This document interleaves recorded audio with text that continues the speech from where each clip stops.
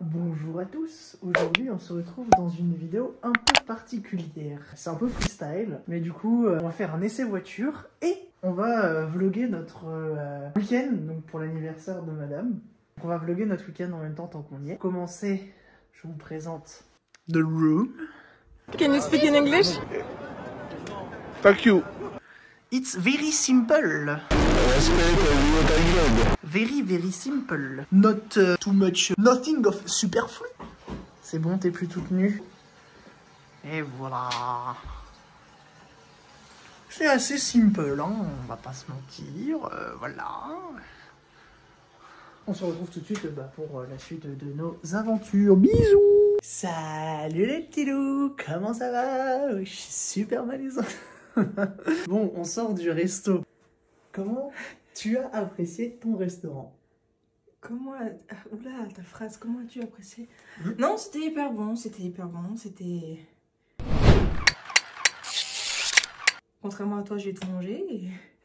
Oh non! On est désolé pour le son, parce que là pour l'instant je filme qu'avec le portable. Demain quand on fera l'essai de la voiture, le son sera bon puisque on aura mis les micros. Là vu que c'est un peu mode à l'arrache, resto c'est fait. Le resto de l'hôtel, super bon, super top. Salut les petits loups, c'est Chantal là-dessous. Ah, on se retrouve pour une voix, hop hop hop. Tout de suite, des photos de ce qu'on a mangé au restaurant, parce qu'en fait, c'était succulent. On commence par ma boisson, c'était un cocktail sans alcool de fruits. Ici, vous avez le cocktail de madame avec alcool. Du coup, c'était du rosé, de la liqueur de fraise et d'autres trucs que je ne sais plus. Là, vous avez une assiette de foie gras qui a été absolument vidée avant que je fasse la photo. J'ai complètement oublié. Alors, les petits points rouges, c'est de la betterave. Les petits points blancs, c'est du chou-fleur. Voilà, c'est des émulsions. En entrée, pour madame, vous pourrez retrouver du coup des lentilles citronnées avec un saumon par-dessus et de l'émulsion de betterave. Pour ma part, en entrée, je suis parti sur un carpaccio de maigre avec pareil, émulsion de chou-fleur, caviar au milieu et des trucs qui croustillent. Alors, je ne sais pas ce que c'est. Là, pour madame, donc, on a du bœuf avec des légumes et une sauce de foie gras. Pour ma part, nous avons donc un risotto. Ce n'est pas du riz. Je ne sais plus ce que c'est. Je vous le mets en écriture. Donc risotto avec gambas poêlées et puis des coques. Et pour le dessert, madame a pris une mousse au chocolat avec une tuile de caramel et du coup dessus c'est de la clémentine. Voilà voilà. A few moments later. On va se coucher dans le lit là et puis finalement on va Faire l'amour. on se retrouve demain matin pour le petit déjeuner, puis après le spa. On va vous présenter le super spa de l'hôtel où on est. Non. On se dit à demain. Regardez, je tiens un bouton s'abonner. Voilà, hop, on s'abonne. Et on met Un pouce en l'air. Et un peu de... Des bisous. Salut les petits loups, comment ça va? Aujourd'hui on se retrouve pour aller au spa. Le spa. Et il y en a une qui, comme d'habitude, fait toujours... Allez, la regarde bonne. devant toi. J'ai pas besoin de regarder devant moi. Allez, c'est bon, tu y es. Oh, la piscine, elle a l'air tellement chaude.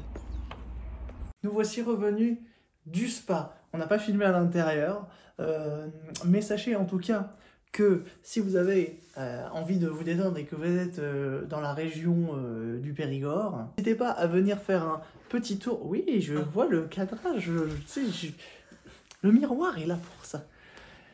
Je dis donc, arrête pas de me couper. Je dis donc, si vous êtes dans la région du Périgord, venez absolument faire un tour, soit au château des Rénas, du coup, qui est le complexe hôtelier, soit au spa des Rénas, du coup. Franchement, au niveau top. Y a rien à dire, c'est trop bien. Le spa est incroyable. Si t'es là, t'y vas. Les praticiennes du spa sont top. Hyper gentilles, quali, les massages incroyables. J'ai la peau, elle est toute douce. On ne se rend pas compte à la caméra, mais... Attends, vraiment? Ouais, vraiment. Bon, après, mes cheveux, ça c'est une autre histoire. Au niveau du spa, vous avez le hammam, vous avez le sauna, vous avez une piscine, Tout ce que le spa, vous tout ce avez que- tout ce qu'un spa peut proposer. une douche Sensoriel. sensorielle. Ouh, merci. Et après, t'as toutes les prestations qu'elle propose. Et après, vous avez les massages, les épilations, machin et tout, les offres en duo, les gommages. Top. Voilà. Et alors, je vous offre une petite vue du château. C'est cadeau. Voilà, ça c'est cadeau. Alors, là, vous avez le château. Et là, ici, vous avez la verrière où les gens peuvent manger. Voilà. Bah, c'est là où on prend le petit-déj. Le petit-déj et puis certaines fois le dîner. Bah, Et le château, voilà, avec des... Donc, si vous avez envie de passer une nuit en château, sachant en plus que les prix ne sont pas exorbitants. Franchement, il y a plus cher. Franchement, là, une nuit en château, c'est pas hyper cher, je crois que c'est 130 € la nuit, quelque chose comme ça. Alors oui, il y a un budget, mais de manière générale, des nuits en château, parfois, vous allez en trouver à plus de 400 € la nuit. Donc là, je trouve que 130 €, c'est pas si cher que ça. Si vous voulez découvrir l'endroit, le château et le spa d'Erena, incroyable, top. On se retrouve pour la suite du vlog et de l'essai de la nouvelle voiture. Voilà. Et tout de suite. Aïe. Je viens de faire un bruit. T'as fait quoi comme bruit? Un bruit dégueulasse. C'est-à-dire? Non, tu veux pas entendre. Ah, mais je vais l'entendre dans le micro. Oui, c'est bien ça le souci. Bonjour à tous, bienvenue dans Villebrequin.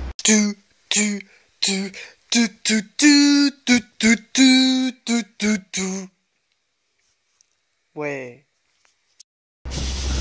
Toi, t'es chiant quand tu fais ça. Oui, bah j'aime bien faire des blagues un peu. Je sais pas, t'aurais pu faire déraciner des ailes ou un truc du genre, je sais pas. Bienvenue à tous dans votre émission préférée, Nu et culotté. J'ai décidé de me lancer dans les essais de voiture également, pour l'essai de cette magnifique voiture. Alors c'est un Toyota CHR.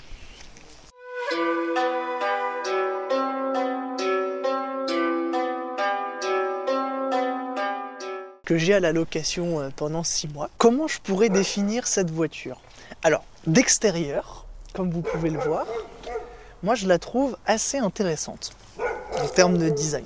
Par contre, on va pas se mentir, la voiture a démarré toute seule. C'est ça que j'aime pas avec ça. Quand je suis dans la voiture et que je t'attends, ça se remet toute seule et j'aime pas ça. T'as l'impression qu'elle va se mettre à rouler toute seule? Tu sais qu'une fois j'ai eu peur. J'ai vraiment cru, je me suis dit, ça y est. Il a programmé, je pars. Ouais, c'est ça. Par contre, on va pas se mentir, c'est un peu une merguez cette voiture. Celle-ci fait 122 chevaux. Donc celle-là, c'est la version 122 chevaux avec 192 Nm de coupe. C'est une merguez. Voilà, c'est dit. Toyota est une très bonne marque de manière générale. Ils nous l'ont prouvé à maintes reprises. Ils ont sorti des très très bonnes voitures. C'est-à-dire que c'est pas compliqué. Sur la fiche technique, c'est écrit qu'on consomme moins de 5 litres au 100. Comment vous dire? Sur autoroute à 130, je suis à 8 litres au 100. Et en ville, je suis à peu près à 6 litres au 100. 6 litres, 6 litres 5. C'est-à-dire que, vous voyez le principe de la neige qui fond au soleil? C'est donc une hybride non rechargeable. Et le gros inconvénient d'une hybride non rechargeable, c'est que en gros, l'autonomie en électrique que vous allez avoir, c'est quand vous allez rouler, que vous allez freiner, vous allez décélérer, elle va se recharger comme ça. Le problème, c'est que il y a absolument aucune autonomie en électrique. Faisons un petit point sur donc l'esthétique. Magnifique. Moi, je trouve qu'elle a une très jolie gueule. Donc, vous avez des jantes en 16 pouces. Un truc que j'ai remarqué qui est pas mal, c'est quand vous ouvrez la voiture et que, admettons, vous sortez avec la clé et que vous n'avez pas coupé le moteur, elle sonne. Donc ça, c'est pas mal. Pour une voiture donc à 30 000 €, on est vraiment pas mal. Il y a le régulateur adaptatif, la voiture qui sort pas de ses voies quand il y a besoin, etc. L'intérieur est très confortable. Et à l'arrière, je trouve qu'en termes de place, ça va. Le coffre est assez grand de manière générale.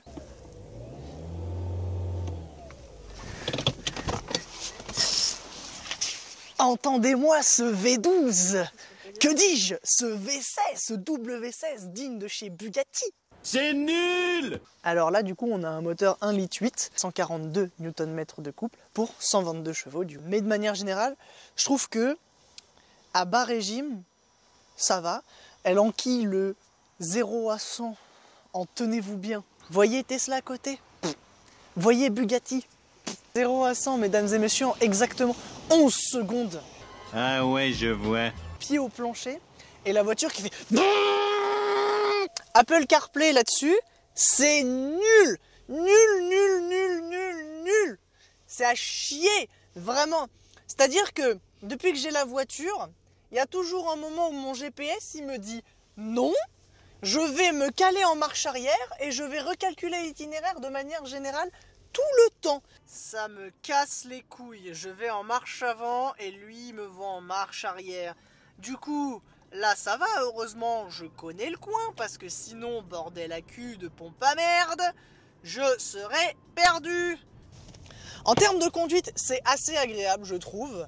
Par contre, c'est juste en termes d'isolation de l'habitacle. Je trouve que vraiment, vu que la voiture a tendance à aller très haut dans les tours et avoir presque pas de jus, donc c'est ce que je dis, c'est une merguez.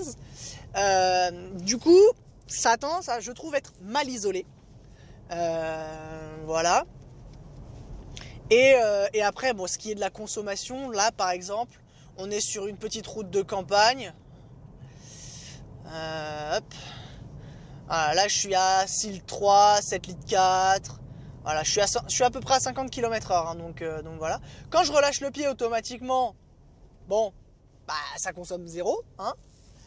Mais de manière générale, voilà, quand on roule, moi, sur la fiche technique du véhicule, c'est écrit qu'on consomme presque rien, 4 litres. Bon, je pense qu'ils nous prennent un peu pour des jambons chez Toyota, là. Donc voilà, là on est en descente, donc si je relâche le pied, 0. En B, parce qu'il y a deux modes de conduite, il y a B et D. En B, la voiture a tendance à freiner un peu plus fort. Mais là vous l'entendez, j'appuie pas, hein, j'accélère pas, on est en descente et la voiture hurle quand on est en B. Et quand on est en D, la voiture freinera beaucoup moins, mais du coup, je vais prendre par là. Mais du coup, en décélération, hurlera pas autant. Ce que je ne comprends absolument pas. Hop. Voilà, je vais un peu taper dedans.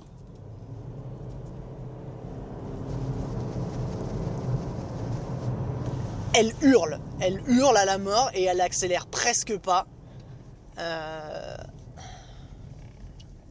Alors, on va faire un départ arrêté. Vous allez comprendre ce que je veux dire. Vous êtes prêts? Attention, comme dans une Tesla, on s'accroche au fauteuil. 50. Voilà. Là, je suis à la limite du rupteur. Voilà. Je suis à la limite du rupteur. Tout le temps, je suis en accélération constante et je consomme 15 litres au 100. Juste sur la phase d'accélération, on est sur du 15 litres au 100. Après, quand on relâche, évidemment, la consommation s'ajuste. Mais c'est une merguez, vraiment. Genre, elle a rien dans le sac. Ça ne pousse pas. La conduite est agréable, certes, mais ça ne pousse pas. Je trouve qu'en consommation, c'est excessif. Pour une voiture qui a seulement 122 chevaux, bon, voilà. On va pas se mentir, je trouve ça un peu excessif. J'avais un 308, non, pardon, j'avais un 3008 juste avant. Le 3008 qui faisait 300 chevaux a tout pété. Allez, si je roulais un peu méchamment, je consommais à peu près la même chose que là. Et encore, sur autoroute, j'étais à 130, j'étais à peu près à quelque chose comme 6 litres au 100. Avec celle-là, on est quand même sur du 8 litres au 100, facile quand on est à 130. Sachant qu'en plus, il y a un très gros écart entre la vitesse du compteur et la vitesse indiquée sur le GPS. Il y a à peu près 10 km/h d'écart. Donc il faut que je me mette à 140 en vitesse compteur pour être à 130. Et en termes de consommation, vraiment, c'est trop. C'est beaucoup trop. Mais en termes de conduite, c'est un petit SUV compact. Donc franchement, il n'y a pas grand-chose à dire là-dessus. Les équipements sont vraiment pas mal. On a le régulateur adaptatif, le limiteur, on a donc le suivi de ligne, on a l'avertisseur de collision donc qui grosso modo bip avant un impact, et si jamais tu réagis pas, la voiture va piler. Voilà, donc là on arrive sur une route à 80.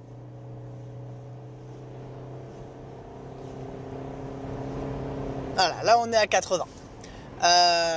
Vraiment, c'est dur. C'est dur. Là voilà, donc je vais me caler au régulateur. Et je consomme donc à 80 7 litres quasiment. J'étais à 6 litres 9 en étant à 80. Vous voyez tout de suite quand on arrive à 130, 8 litres, c'est à peu près ça. Hein. On n'est pas très très loin. Sur l'autoroute, parfois il y a des montées où vraiment la voiture, elle peine. En montée, ça souffle comme pas possible. Je ne sais pas quoi dire d'autre à part n'achetez pas ça. Voilà. N'achetez pas d'hybride non rechargeable. Vraiment, je trouve ça éclaté au sol. Il y a zéro autonomie en électrique.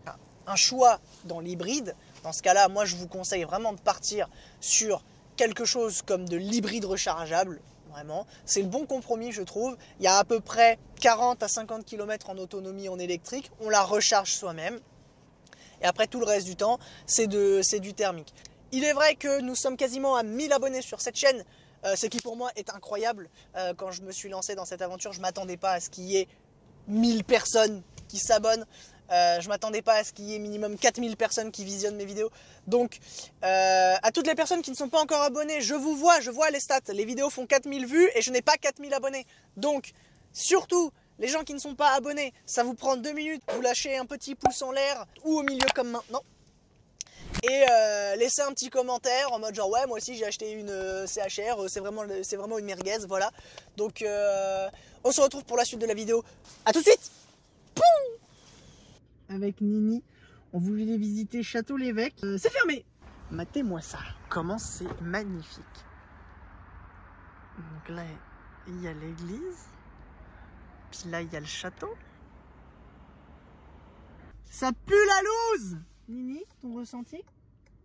C'est nul. Voilà. Du coup, on va aller à Périgueux. Encore faire le tour de Périgueux. Tu veux qu'on rentre à l'hôtel et qu'on se tourne les pouces pendant 10 ans?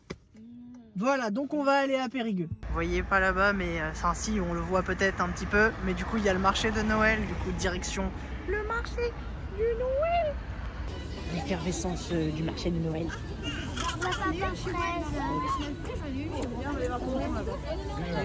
Je sais pas si c'est original ou pas parce que c'est la première fois que je vois ça. Mais ils font un karaoké. Nous avons acheté du nougat artisanal pour ma maman. Et là, on est dans le centre-ville. Là où c'est piéton et tout ça. Regardez-moi comme c'est pas mignon. Regardez-moi cette magnifique bâtisse style vénitienne. Voilà, bienvenue à Venise. En fait, on vous l'a pas dit, on n'est pas à Périgueux, on est à Venise en fait.